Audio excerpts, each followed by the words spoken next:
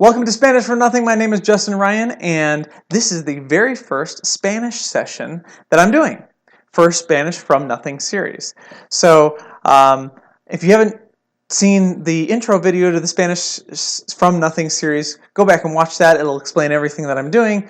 But for now, I usually start with recall, which is running through the phrases we did last time. But again, since this is the first one, there is no last time. So instead, I'm going to show you the setup. So come with me on the tour.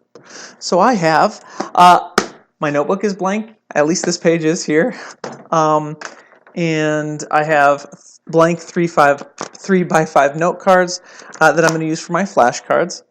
And I've got my computer here. I don't have a Spanish-English dictionary, which is probably something I should invest in, actually. But for now, I'm just going to be using Google searches online for that. And I have my tea here.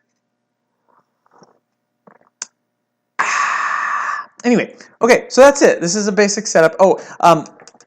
DIY Spanish I'm using for my beginner material. And I highly recommend this. It's called DIY Spanish, Top 12 Tools for Speaking Spanish by Mark Rea, or Rea. I really need to figure out how to pronounce his last name. But excellent book if you're just starting out. I love the phrases he starts with. I love the philosophy and the methodology is really good. So, but that's it. So nothing too fancy. You don't have to have these fancy tools. You don't have to spend a lot of money to start. This is really basically, you can just start like this. So, next, let's learn some phrases. The phrases I'm going to start with today are going to be what I coined, or I don't know if I coined the term, but I'm going to call them utility phrases. And there are about 5 or 6 utility phrases that I think that you should learn first before you learn anything else. And I'm going to write them down and then I'm going to show and explain them to you.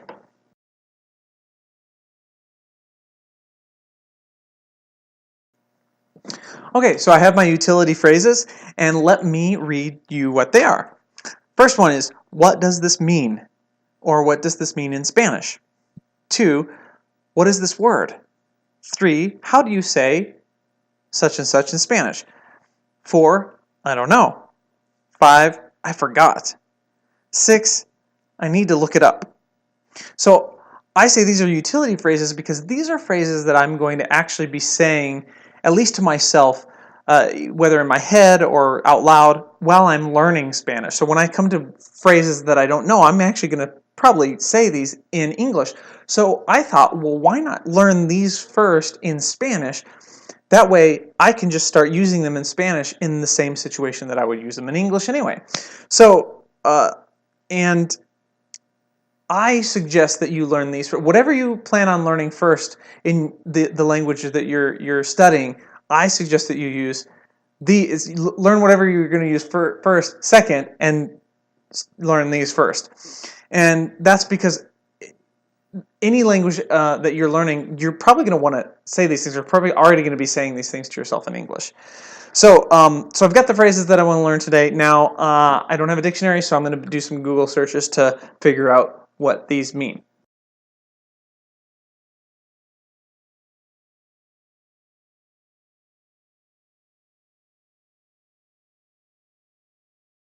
Okay, now I have the translations, or the rough translations, in Spanish to, from the English that I had. I looked them up and I got the rough translation in Spanish. So number 1, ¿qué significa eso?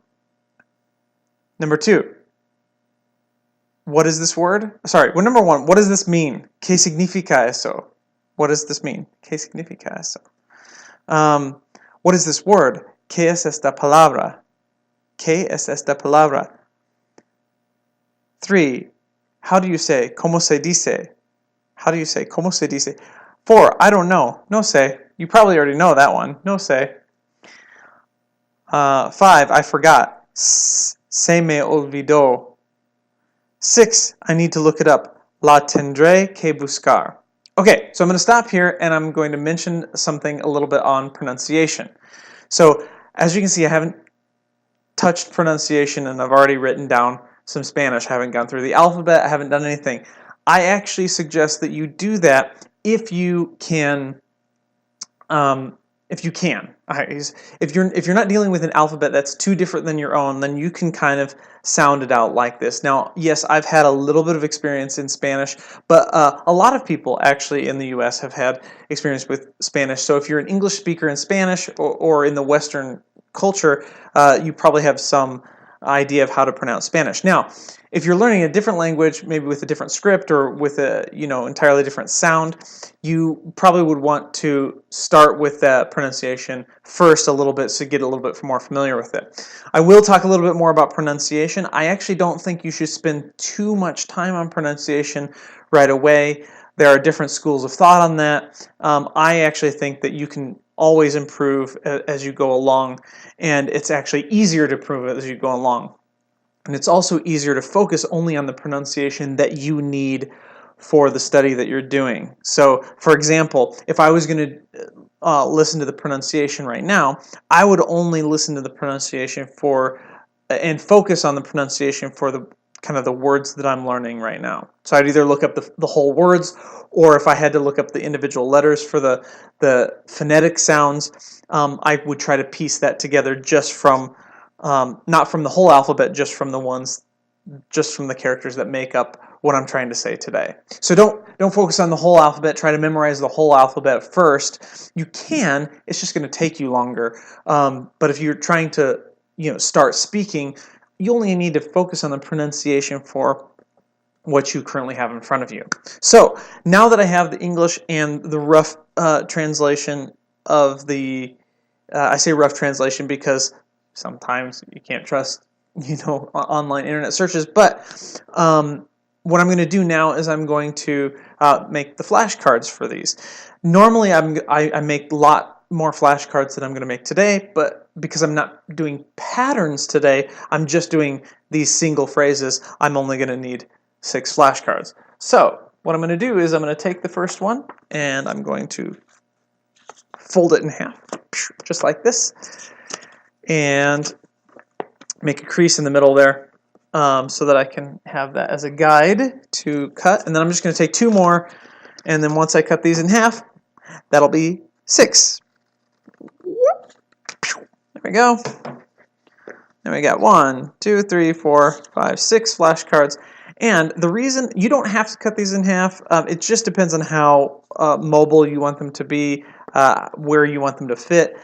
I like them cut in half because they can fit in a pocket. If I'm out and about, I can quick pull them out and run through them if I need to. If I'm waiting like in line at the grocery store or something.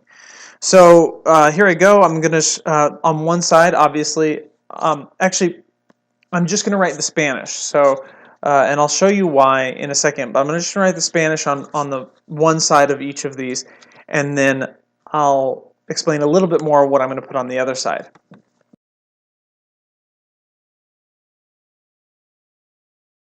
So now I've got the Spanish on one side and nothing on the other side. And the reason is I don't want to write the direct translation here. Normally I actually don't want to write any English on the other side because I actually think it's better to listen to a Spanish prompt or some sort of cue and then go into a Spanish or a Spanish answer. So a Spanish question and a Spanish answer, a Spanish prompt and a Spanish answer.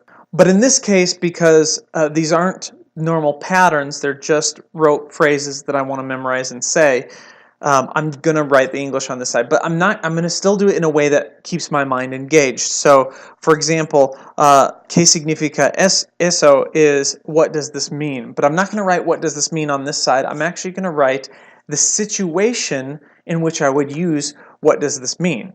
So I'm going to write that for each of the 6 phrases that I have here, and I'll explain the kinds of situations that I write.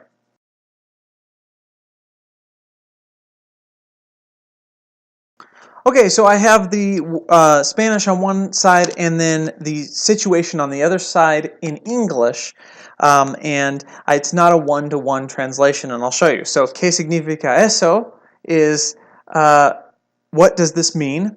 But the situation is, say this when you don't know what something means. And that's just to help my brain get engaged a little bit more.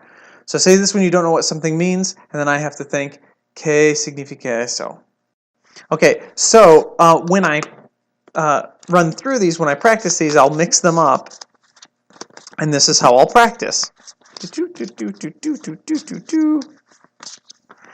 I will start with the situation, and I'll read this. Say this when you are stumped.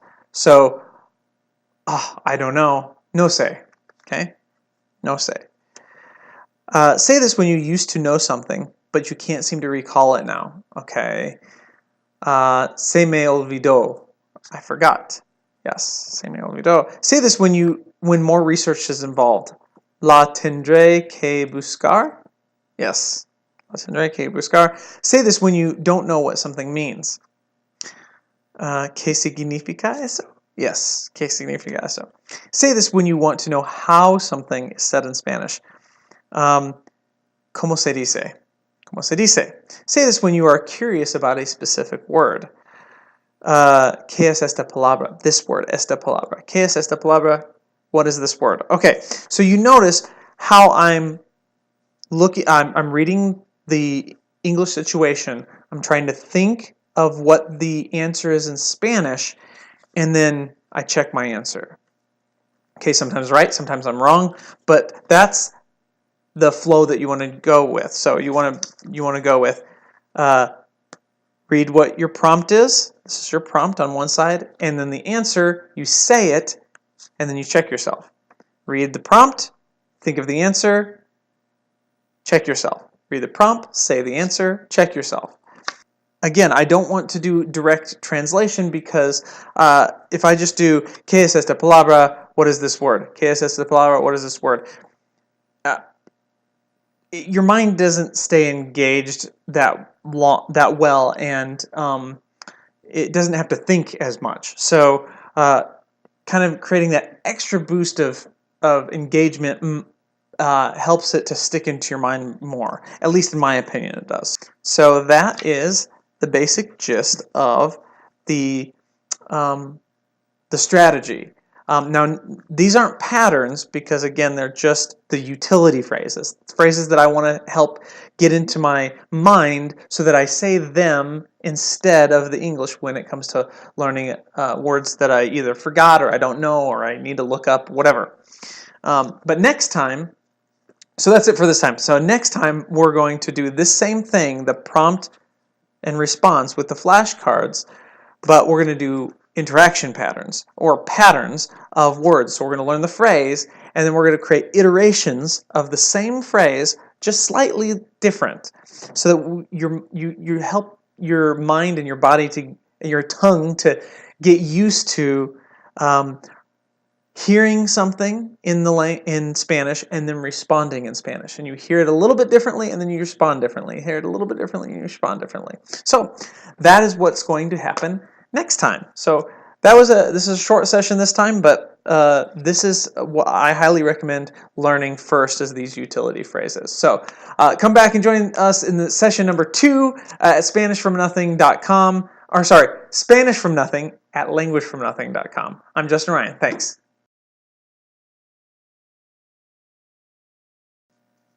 And is my time almost up? I don't know. It looks like it is.